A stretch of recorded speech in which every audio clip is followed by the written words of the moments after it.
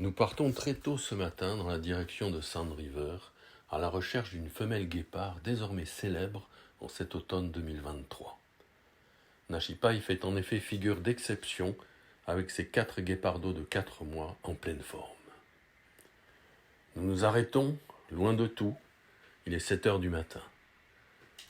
Grâce au savoir-faire de placement exceptionnel de Jackson, comme par magie, les guépards apparaissent au loin et ils se dirigent tranquillement vers nous. Cette famille est surveillée par les rangers car sa réussite est précieuse. On n'a pas le droit de la déranger. Donc ce n'est pas nous qui sommes allés vers eux, mais comme nous sommes bien placés, eux qui viennent vers nous. Et notre voiture ne bougera pas pendant une demi-heure. Les voici qui jouent petit à petit à proximité jusqu'à se trouver à nos pieds. Nous savourons en silence le spectacle rare qui s'offre à nous. À 4 mois, les guépardos sont splendides. Ils arborent fièrement une crinière de lion qu'ils perdront en grandissant, et leur pelage a des motifs encore plus camouflés que la robe des adultes. Déchaînés, les guépardos jouent insouciants. Un groupe de zèbres est bien trop éloigné pour être concerné par ces petites bêtes. Néanmoins, les zèbres conservent un œil sur eux, on ne sait jamais, avec ces diables de fauves. Courses, culbutes, cascades et embuscades, c'est un festival de luttes incessantes, une explosion de joie de vivre pendant une dizaine de minutes.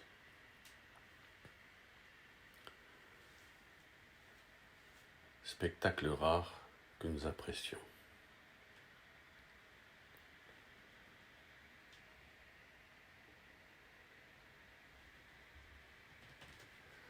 Puis, sur un signal invisible de Nashipai, les guépardos, toujours montés sur ressort, se rapprochent d'elle.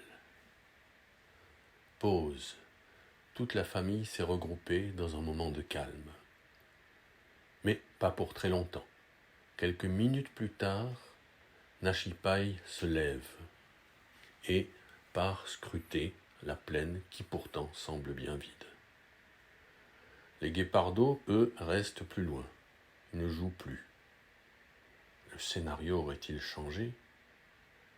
Oui, car nous allons assister à une leçon de chasse. Nashipai a-t-elle perçu un souffle ? A-t-elle vu bouger une oreille ou frémir un museau ? Elle se dirige droit vers un but invisible à nos yeux.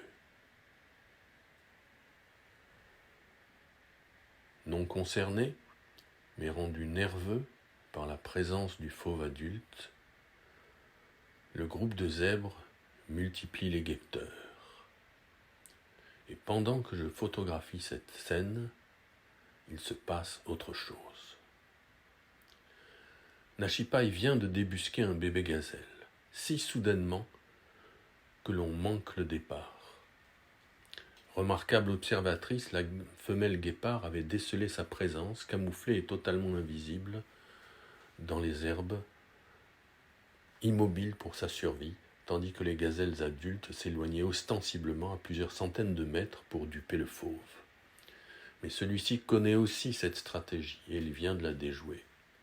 La poursuite est brève, la lutte est inégale. Malgré les zigzags et la vitesse de la petite gazelle, une dernière foulée, le guépard tend l'une de ses pattes, toute griffe dehors, pour faire trébucher la gazelle. La messe est dite.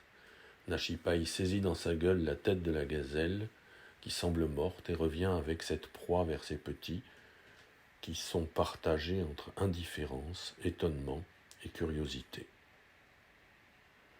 Fini ? Et non, en fait. Une leçon de chasse, apprentissage indispensable pour les petits guépardos, va commencer. Car la gazelle est simplement étourdie, à peine blessée. Relâchée devant les guépardos, elle se relève et cherche à s'enfuir. Cela déclenche chez les petits guépards leur instinct de capture. Pendant plusieurs minutes, dans un jeu cruel, identique sans doute depuis des millénaires, les guépardos, poussés par leur instinct mais totalement incompétents, pourchassent la gazelle, la laissent repartir, encore et encore. Jusqu'au moment où le plus hardi d'entre eux, mu par son instinct, accomplit pour la première fois le geste qui fera de lui un grand chasseur plus tard, si Dieu lui prête vie. La gazelle a trébuché.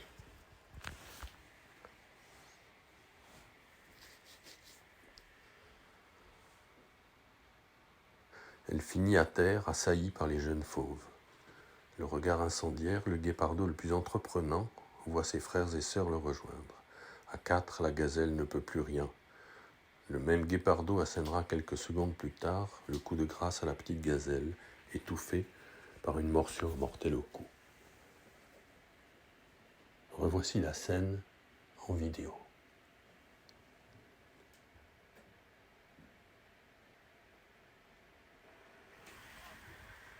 C'est pas vrai.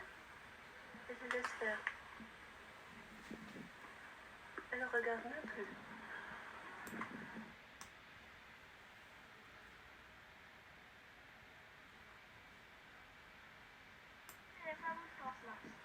Ah, la gazelle, oui, le pauvre. C'est un bébé aussi, les autres regardent.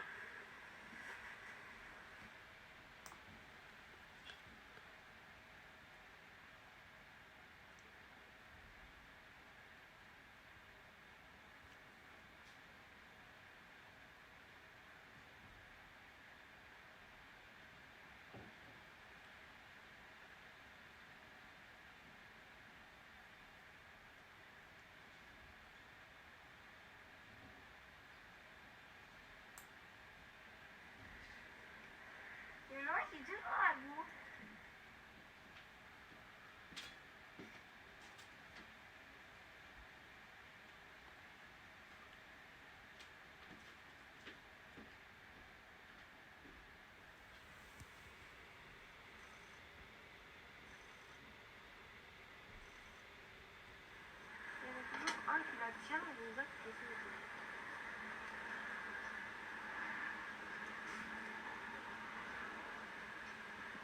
de... Le cœur a lâché, la petite gazelle est morte.